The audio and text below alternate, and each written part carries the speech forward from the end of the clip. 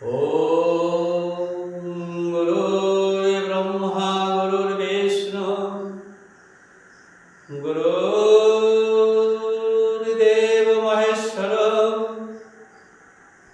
गुरुरेव परमब्रह्म तस्मै श्रीगुरवे नमः। अखण्डमण्डलाकारं व्याप्तं येन चराचरं तत्पदं येन तस्मै श्रीगुरवे नमः। तप्तकाञ्चन गौराङ्गे राधे वृन्दावनेश्वरी विश्वभानुसुते देवे प्रणमामि हरिप्रिये। हे कृष्ण करुणा सिन्धो दीनबन्धु जगत्पते गोपेश गोपिका कान्त রাধাকান্ত নমস্তুতে। আজকে মহাভারত পাঠ করে শোনাব আদি পর্ব। দ্রৌপদীর স্বয়ংবর সভায় ভগবান শ্রীকৃষ্ণ ও বলরামের কথোপকথন। জিজ্ঞাসিল জন্মেঞ্জয় কহ মুনিবর, তবে পুনঃ কি করিল পাঞ্চাল ঈশ্বর। জিজ্ঞেস করছে জন্মেঞ্জয়, বলছে মুনিবর তুমি বলো, তবে পুনরায় কি করিল পাঞ্চালেশ্বর, অর্থাৎ পাঞ্চালরাজ। মুনি বলে অবধান করুণী মুনি, পুনঃ রাজগণ বলে কটুবাণী। মুনি বললেন যে পুনঃ অর্থাৎ বারবার রাজগণ কটু কথা বলছে। উপহাসে করিবারে নিপতি মণ্ডলে, মিথ্যা স্বয়ংবর করি নিমন্ত্রী আনিলে। মিথ্যা স্বয়ংবর করে আমাদের নিমন্ত্রণ করে আনিয়েছে। আমার সবার মধ্যে বিন্দে নাহি হেন জন, কহ বিন্ধিবারে তব যারে লয় মন। রাজগণ বাক্য শুনি দ্রৌপদ কুমার, ডাকিয়া বলিল তবে সবার ভিতর। দ্রৌপদ কুমার দেখে সবার মধ্যে বলছে, ক্ষত্রকুলে আছ সভাতে যতজন, যে বিধিবে তারে কৃষ্ণ করিবে বরণ। যে এই তীর বিনতে পারবে কৃষ্ণা তাকেই বরণ করে বরমাল্য দান করবে, অর্থাৎ বর হিসাবে তাকেই চয়ন করবে। হোক বা না হোক রাজা না করি বিচার, লভিবে কি কৃষ্ণ লক্ষ্য বিন্ধে সত্যি যার। এই শর্ত যে পূরণ করতে পারবে সেই কৃষ্ণকে লাভ করবে, অর্থাৎ দ্রৌপদীকে। পুনঃ ভেতরা পুনঃ দৃষ্ট দম্ন সবাকার আগে, এই মতো বচন বলিল ক্ষত্র ভাগে। ধৃষ্টদ্যুম্ন হচ্ছে দ্রৌপদীর ভাই, সে এই বাক্য ঘোষণা করে দিল সমস্ত রাজন্যবর্গের সম্মুখে। তবে রাম দৃষ্টি করে কৃষ্ণেরই বদন,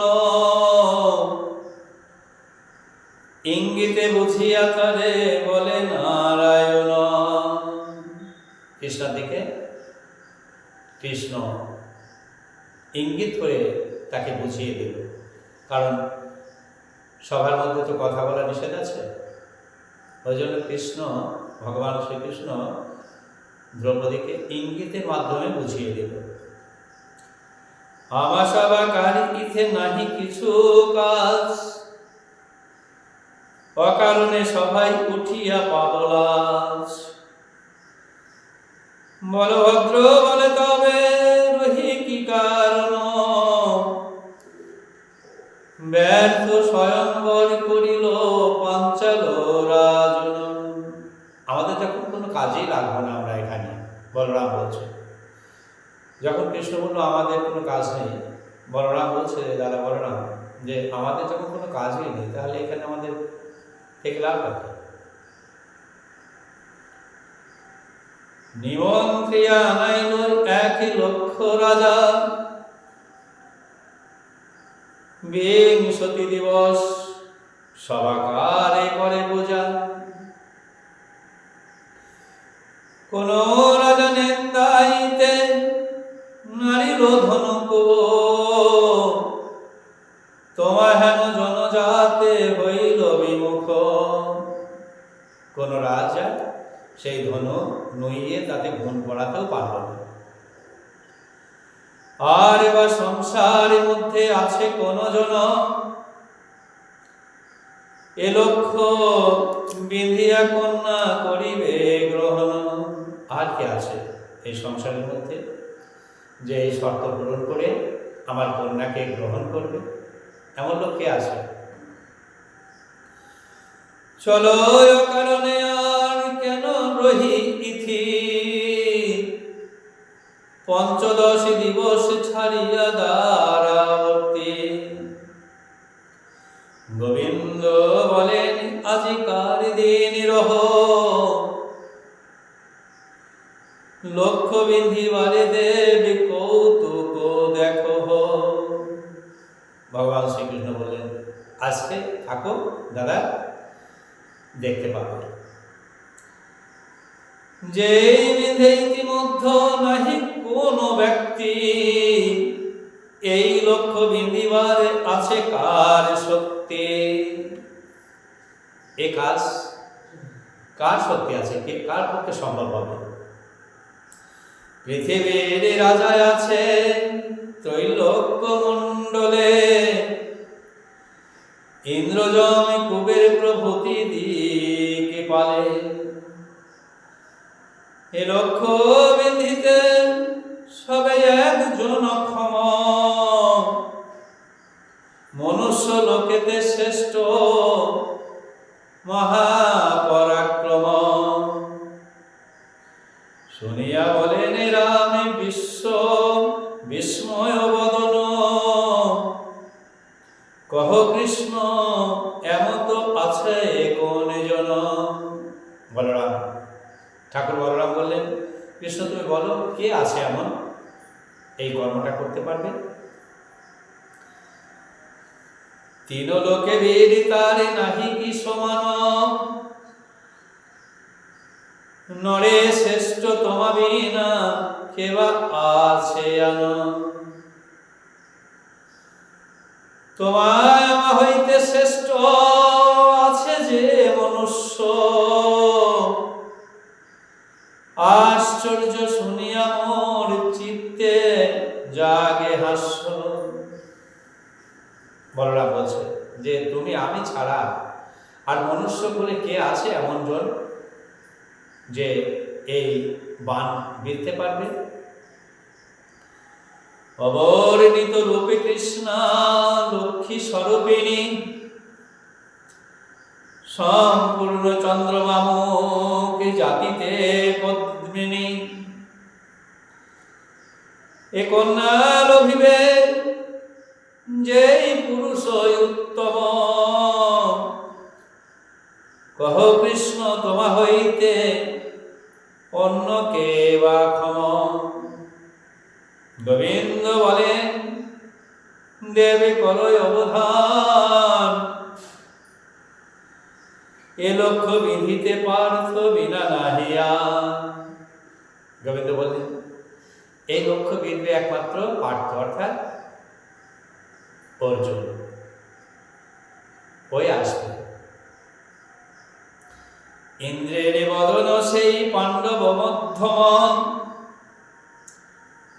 লক্ষ্য বিন্ধিবারে মাত্র সেই জনক্ষম। রাম বলিলেন শুনি গোবিন্দের কথা, তবে কৃষ্ণ কি হেতু রহিবে আর হেথা। এ তিন লোকের মধ্যে কেহ না পারিল, যে পারিবে 12 বৎসর সে মরিল। বলছে তাহলে তার এখান থেকে কাজ নেই, যে পারবে তো সে তো 12 বছর মরে গেছে। মানে সকলে জানে সেই লাক্ষা গিয়ে এই পঞ্চপাণ্ডব এবং কুন্তী সহ 6 জন ব্যক্তি তাকে লাক্ষা গিয়ে পুড়িয়ে মারা হয়েছিল, এটাই কিন্তু সারা বিশ্ব জেনে গেছে। এখান থেকে যে বিদুরের বুদ্ধিতে তারা বার হয়ে বনের মধ্যে চলে গেছিল, এটা কিন্তু তাদের জানা নেই। সেখানে পঞ্চপাণ্ডবের জায়গায় কিছু গন্ধর্ব মারা গেছিল, পুরোজন মশাই সহ কিছু গন্ধর্ব ওই আগুনে পুড়ে মারা গেছিল। এখানে পাণ্ডবরা বেঁচে আছে, একমাত্র ভগবান শ্রীকৃষ্ণই জানেন, কারণ তিনি তো সমস্ত জায়গায় আছেন। কৃষ্ণ বলছে যে পার্থ ছাড়া এই কাজ কেউ করতে পারবে না, কিন্তু দাদা বলরাম, ঠাকুর বলরাম জানেন না যে পঞ্চপাণ্ডব এখনো বেঁচে আছে। ওই জন্য বলে না যে কৃষ্ণ নেই এমন কোনো জায়গা নেই, সমস্ত জায়গায় ভগবান আছেন। ভগবান নেই এমন কোনো জায়গা নেই, কারণ কৃষ্ণ আছে দ্বারকায়, আর সেই 5 জন মাকে নিয়ে 6 জন তারা আছে বনের মধ্যে। অন্তর্যামী ভগবান সব জানতে পারছে কে কোথায় আছে। এই জন্য বলেছিল ভাগবতে, যখন নারীরা যমুনায় স্নান করতে নেমেছিল, সমস্ত বস্ত্র ডাঙায় খুলে থুয়ে ভগবান শ্রীকৃষ্ণ সেখানে গেছিলেন, সমস্ত কাপড়গুলাকে গাছে তুলে দিয়েছিলেন তাদের একটা লজ্জা দেওয়ার জন্য। তাদের বলেছিল যে তোমরা এই কর্ম কেন করবে, বস্ত্রগুলা ডাঙায় খুলে থুয়ে তোমরা বিবস্ত্র হয়ে যমুনায় কেন নামবে। বলছে এখানে কেউ ছিল না, এই জন্য আমরা বিবস্ত্র হয়ে ডাঙায় কাপড়গুলা ধুয়ে বস্ত্রগুলা আমরা জলে নেমেছিলাম। তো গোবিন্দ বলল, তুমি মনে করছো এখানে কেউ নেই, কিন্তু জলের তলায় তো গোবিন্দ আছে, জলের তলায় তো কেউ আছে। মানে কেউ না দেখতে পেলে গোবিন্দও দেখতে পায় কে কোথায় কিভাবে আছে। এখানে বলরাম বলছে তাহলে তারা তো 12 বছর মারা গেছে, এবার তাহলে চলো, অর্জুন নেই, অর্জুন ছাড়া যখন এই কাজ কেউ করতে পারবে না, তাহলে অর্জুনরা মারা গেছে। কিন্তু ভগবান তো জানেন মারা যায়নি, তারা আছে তো। যে পারিবে 12 বৎসর সে মরিল, বলেন আশ্চর্য লাগিল মম শুনি তব ভাষণ। অনুমানে বুঝি কৃষ্ণ করয় উপহাস। অগ্নির মধ্যে পড়িল যে পাণ্ডুর নন্দন, তাহা বিনা লক্ষ্য বিন্ধে নাহি হেন জন। বলরাম বলছে যে কৃষ্ণ তুমি কি আমার সঙ্গে উপহাস করছো? আমরা তো সকলে জানি সে আগুনে পড়ে তারা সকলে মারা গেছে, কি করে তাদের কথা আবার বলছো? সম্ভব? তবে কে বিধিবে লক্ষ্য কহ নারায়ণ, কি হেতু রহিতে বলো না বুঝি কারণ। কৃষ্ণ বলে পাণ্ডুপুত্র পুরি নাহি মরে, মহাবীর্যবন্ত তারা অবদ্ধ সংসারে। দাদা, অর্জুনটা মরেনি, পাণ্ডবরা মরেনি, তারা সকলেই আছে। দেব হইতে হইল পঞ্চ কুন্তির কুমার, ভূমি ভারি নিবারিতে জন্ম সভাকার। তা সভা মারিতে পারে কাহার শক্তি, কতকালে গুপ্তে কাটাইল যথি তথি। কারা তো শক্তি আছে যে তাদের পুড়িয়ে মারবে? এমন শক্তি কার আছে? তা সভা মারিতে পারে কাহার শক্তি, কতকালে গুপ্তে কাটাইল যথি তথি। এই সভা মধ্যেতে আছে পঞ্চজন, শুনিয়া বিস্ময় হইল রোহিণীর নন্দন। কৃষ্ণ বলছে যে এই সবার মধ্যে আছে ওরা পাঁচজন, এই রোহিণী নন্দন অর্থাৎ বলরাম হচ্ছে রোহিণীর পুত্র। আশ্চর্য হয়ে গেল যে এই সবার মধ্যেও আছে, এটা কি করে সম্ভব? রামে বলিলেন কহ অদ্ভুত কথন, শুনিয়া আশ্চর্য যুক্ত হইল মম মন। অগ্নিতে মরিব পুরী বিখ্যাত ভুবনে, এতকাল কোন দেশে বঞ্চিল গোপনে। কোন দেশে কোনখানে আছে পঞ্চজন, পার্থ লক্ষ্য বিধিতে না ওঠে কি কারণ। এত শুনি বলিতে লাগিল যদুবীর, হেরো দেখো দ্বিজ সভা মধ্যে যুধিষ্ঠির। বলরাম বলছে যে এর মধ্যে যখন আছে তাহলে কেন বসে আছে? সে নিশ্চয়ই এই ধনু নিয়ে লক্ষ্য ভেদ করতে পারে, কেন আসছে না? কৃষ্ণ বলছে দাদা ওই দেখো যুধিষ্ঠির ওখানে বসে আছে, দেখাচ্ছে। এক্ষণে কেমনে বা উঠিবে ধনঞ্জয়, লক্ষ্য বেঁধিবারে তারে কেহ নাই কয়। কেউ তো বলছে না ওদের লক্ষ্য বিন্দার জন্য, কি করে উঠবে? নিজে নিজে কখনো উঠতে পারে? ওদেরকে বলবে তারপরে তো উঠবে। যখন ব্রাহ্মণে গণে দ্রৌপদ বলিবে, লক্ষ্য বেঁধিবারে পার্থ তখনই উঠিবে।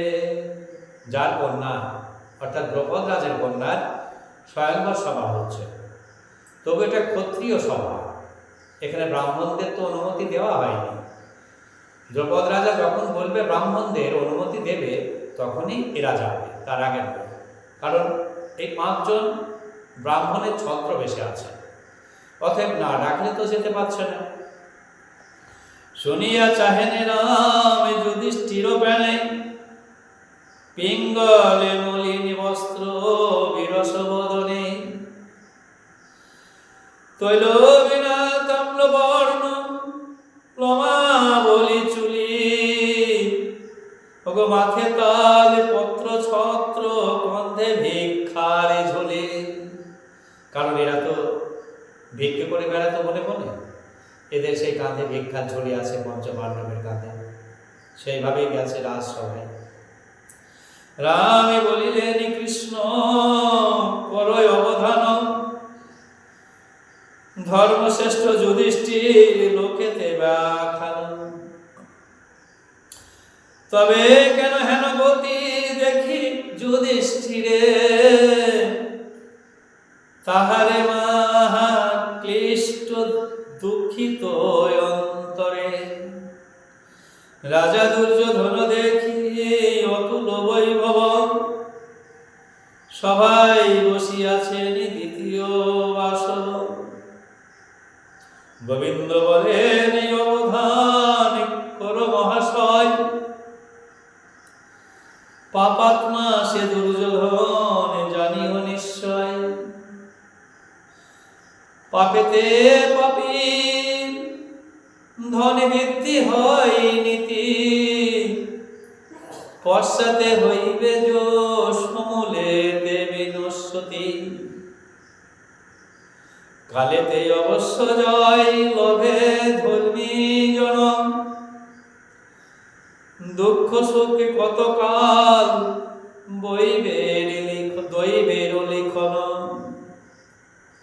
কৃষ্ণের এতেক বাক্য শুনি যদুগণ, সবাই ত্যাজিল লক্ষ্য বিধিবার মন। মহাভারতের কথায় অমৃত সমান, কাশিরামে দাসী কহে শুনে পুণ্যবান। হরে কৃষ্ণ।